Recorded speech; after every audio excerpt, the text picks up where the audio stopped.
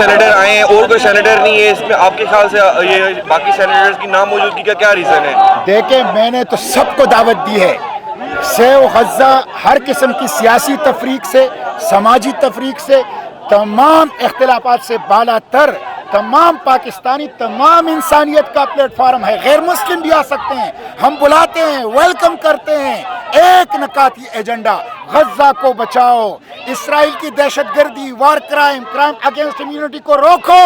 تو میں آپ کے توسط سے پھر تمام انسانیت کو یہ دعوت دیتا ہوں کہ وہ آگے بڑھیں، غزہ کو بچائیں اور فلسطین کے مسلمانوں کو بچائیں، فلسطین کی سرزمین کو بچائیں، اسرائیل کی دہشت گردی، کرائم اگینسٹ ہیومینٹی اور وار کرائمز کو روکیں۔ سینیٹر صاحب، مسلمان حکمرانوں کی اتنے زیادہ ممالک ہونے کے باوجود خاموشی کا باعث کیا ہے؟ ڈرپوک ہیں، بزدل ہیں، بے غیرت ہیں، امریکی غلام ہیں۔ میں ان سے کہتا ہوں آپ اپنے فوجوں کو حرکت نہیں دے سکتے، آپ غزہ کو اپنے عسکری طاقت سے بچا نہیں سکتے، تو بے غیرتوں پانی تو پہنچا دو، خوراک تو پہنچا دو، ادویات تو پہنچا دو۔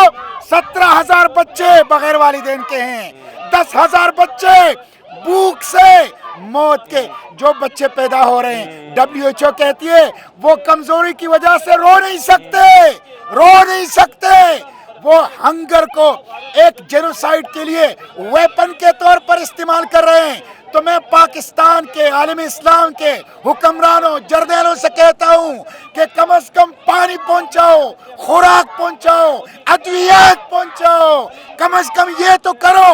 کیا تم لوگ آخری فلسطینی بچے کے قتل کا انتظار کر رہے ہو؟ تمہارے سینوں میں دل نہیں ہے، تمہارا ضمیر نہیں ہے؟ وہاں سے جو تصویریں آ رہی ہے، وہاں سے جو ویڈیوز آ رہی ہے، بلکتے بچے، زخمی خواتین، انوسنٹ پیپل، ان کو قتل کیا جا رہا ہے۔ میں سیکر اٹھو، انسانیت کو بچاؤ۔ کیا ہم لوگ مسلمان حکمرانوں کا نظام جو ہے وہ امریکہ اور ان کے کنٹرول میں اتنا زیادہ ہے کہ ہم لوگ بالکل بے بس ہو چکے ہیں؟ مسلمان حکمرانوں کا نظام بھی استعمار، ساہوکار اس کے قبضے میں ہے، مسلمان افواج کا نظام بھی استعمار اور ساہوکار کے قبضے میں ہے، اس لیے 70% سپلائی آف آرمز یورپ اور امریکہ کر رہے ہیں۔ یورپ اور امریکہ کے فوجی آ کر فلسطین کے اندر اسرائیل کے ساتھ مل کر غزہ میں معصوموں کے خلاف لڑ رہے ہیں، اور ہماری فوجیں دیکھ رہی ہے۔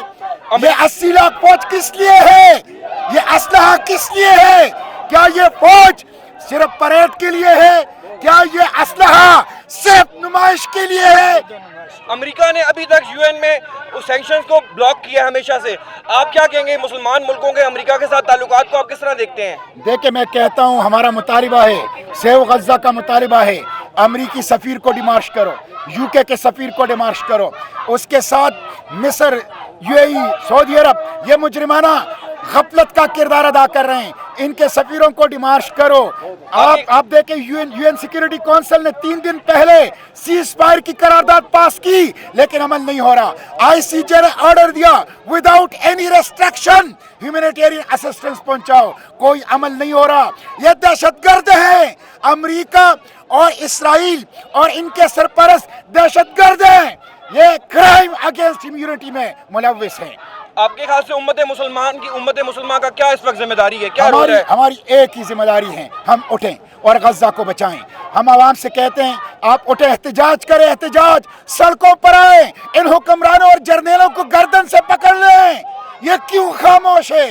دوسرا یہ کر لیں، آپ امداد دیں، جتنی کچھ امداد پہنچ رہی ہے وہ عوام کی امداد پہنچ رہی ہے، ریاستوں کی امداد نہیں پہنچ رہی، امداد دے۔ تیسرا میڈیا، سوشل میڈیا کو استعمال کریں۔ چوتھا اپنے گھروں پر فلسطین کے جھنڈے لگائیں اظہار یکجہتی کے لیے، اس رمضان میں ان کے لیے دعائیں کریں، اور اس کے ساتھ ساتھ جتنا کچھ شعور اور آگاہی پھیلا سکتے ہیں وہ پھیلائیں۔